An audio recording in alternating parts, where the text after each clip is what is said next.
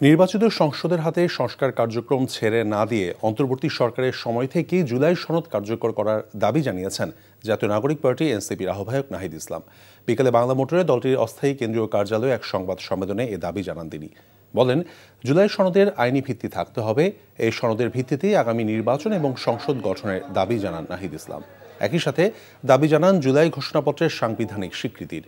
নতুন বাংলাদেশ বিনির্মাণের লড়াই এখনও চলমান উল্লেখ করে তিনি জানান, আগামীকাল বিকেল 4টায় কেন্দ্রীয় শহীদ মিনারে নতুন বাংলাদেশের ইশতেহার পাঠ করা হবে।